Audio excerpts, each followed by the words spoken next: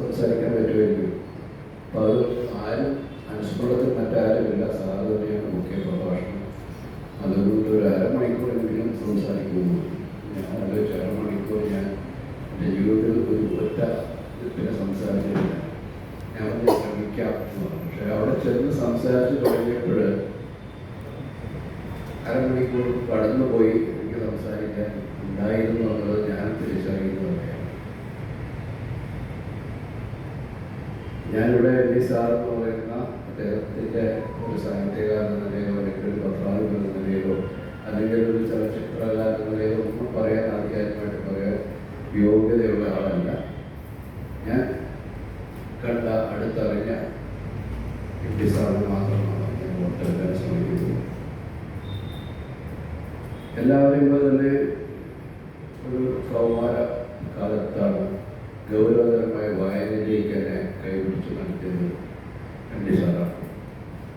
അതിനു മുമ്പ് ചില അപസർപ്പക നോവലുകളൊക്കെ വായിച്ച് പട്ടയ കൃഷ്ണനാഥൻ, ദുർഗാപ്രസാദ് ഖത്രിയൊക്കെ വായിച്ചുള്ള ഒരു ഹൈസ്കൂളിന് മുമ്പുള്ളൊരു കാലഘട്ടത്തിലേക്ക് ഗൗരവതരമായ ഒരു വായന തുടങ്ങുന്നത് ഹൈസ്കൂൾ ക്ലാസ്സുകളാണ്. അങ്ങനെ എൻ.ഡി. സാർ ഒരു വലിയ എന്താണ് ഉള്ളിൽ വലിയൊരു എഴുത്തുകാരനായിട്ട് നിലനിൽ നിൽക്കുമ്പോൾ അദ്ദേഹം എഴുതിയ തിരക്കഥകൾ എഴുതിയ സിനിമകൾ കണ്ടു തുടങ്ങിയപ്പോൾ മുറപ്പെണ്ണം ഇരുട്ടിൻ്റെ ആത്മാവ് തുടങ്ങി ആദ്യകാലത്ത് അദ്ദേഹം എഴുതിയ സിനിമകളൊക്കെ കണ്ടു തുടങ്ങിയപ്പോൾ പലപ്പോഴും നമ്മൾ പറഞ്ഞ് പൊതുവായി പറഞ്ഞു കേൾക്കുന്നത് പക്ഷേ അതിശയോക്തികളെന്ന് പറയുന്നു എന്നൊക്കെ ചിന്തിക്കാവുന്നത് എൻ.ഡി. സാറിൻ്റെ ഒരു തിരക്കഥ കിട്ടിയാൽ ആ സിനിമ സംവിധാനം ചെയ്യാൻ കഴിയുന്നതാണ്. അതൊരു അതിശയോക്തിയായിട്ട് ഞാൻ കാണുന്നില്ല. കാരണം അദ്ദേഹം കഥകളും നോവലുകളും എഴുതുമ്പോൾ നമ്മളെല്ലാവരും നമ്മൾ ആരുടേതാണെങ്കിലും ഒരു കഥയോ നോവലോ വായിക്കുമ്പോൾ നമ്മുടേതായിട്ടുള്ളൊരു കഥാപരിസരം നമ്മുടെ ഭാവനയിൽ സൃഷ്ടിച്ചെടുക്കാറുണ്ട്. കഥാപാത്രങ്ങളെയും ആ കഥ പറയുന്ന പരിസരത്തെയും ഒക്കെ ആ ഭൂമികയൊക്കെ നമ്മുടെ മനസ്സിൽ സങ്കല്പിച്ച് സൃഷ്ടിച്ചെടുക്കാറുണ്ട്. പക്ഷേ എൻ.ഡി. സാറിൻ്റെ തിരക്കഥകളിലേക്ക് ചെല്ലുമ്പോൾ അത് കൂടുതൽ വ്യക്തവും തെളിഞ്ഞാർന്നതുമായി മാറുന്നതാണ്. ഒരുപക്ഷെ അദ്ദേഹത്തിൻ്റെ തിരക്കഥയെ കുറിച്ച് ഇത്തരത്തിലുള്ള ചില അവധാനങ്ങൾ പറഞ്ഞു കേൾക്കാൻ ഇടയായിട്ടുള്ളത്.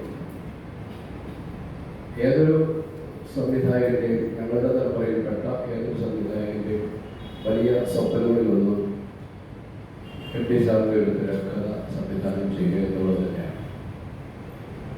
ഞാനും അതുപോലെ ആഗ്രഹിച്ച ആളാണ്.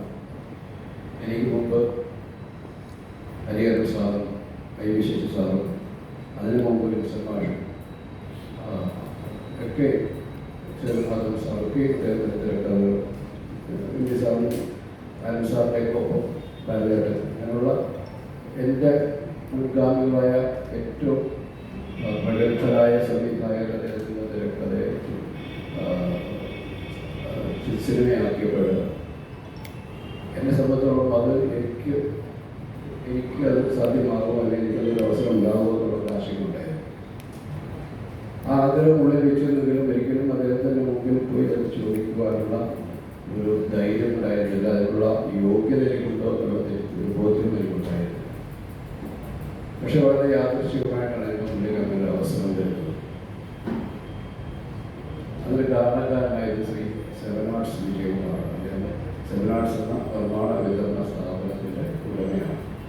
ഞാൻ അതിന് മുമ്പ് ചെയ്തിരുന്ന ആ കാലങ്ങളിൽ ചെയ്തിരുന്ന കിരീടവും ഇസ്ലാമിസത്തുടെയും ഭാരതവും കമലതവും പോലുള്ള സിനിമകളുടെയൊക്കെ വിതരണക്കാർ സെവൻ ആർട്സ് ആയിരുന്നു. അപ്പോൾ ആ ഒരു സൗഹൃദത്തിൻ്റെ അടിസ്ഥാനത്തിൽ ഞാൻ ഭാരതം എന്ന ചിത്രം ചെയ്ത് കഴിഞ്ഞ സമയത്ത്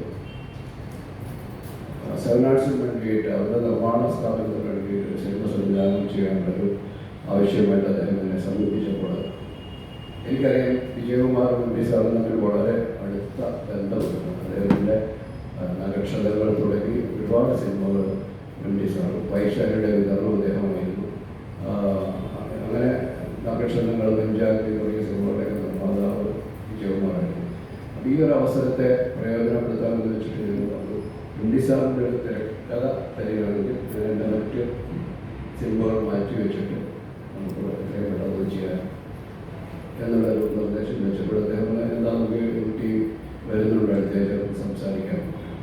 അങ്ങനെ അദ്ദേഹം ചെന്നൈയിൽ വന്ന സമയത്താണ് സാറുമായിട്ട് നേരിട്ട് അടുത്ത് അതിനുമുമ്പ് പൊതുവേദികളൊക്കെ വെച്ച് കണ്ട വ്യക്തികളുള്ളത് വ്യക്തികളായിട്ട് അദ്ദേഹത്തിന് അറിയാമെന്ന് എനിക്കറിയില്ലായിരുന്നു. പക്ഷെ നേരിട്ട് മുഖാമുഖം കണ്ട് സംസാരിക്കുന്ന ഒരവസരം അപ്പോഴാണ് സംഭവിച്ചത്. അപ്പോൾ അദ്ദേഹം പറഞ്ഞു നമുക്ക് ചെയ്യാം, കുറച്ച് ആലോചിച്ചിട്ട് അദ്ദേഹം പറഞ്ഞു നമുക്ക് ജൂലിയസ് സീസർ ചെയ്താലോ. ഞാനൊരു പൂ ചോദിച്ചിട്ട് എനിക്കൊരു പൂക്കാലം തന്നെ സമ്മാനിക്കുന്ന അവസ്ഥയാണ്. എനിക്കത് എൻ്റെ കയ്യിൽ ഒതുങ്ങുന്ന വിഷയമാകുന്ന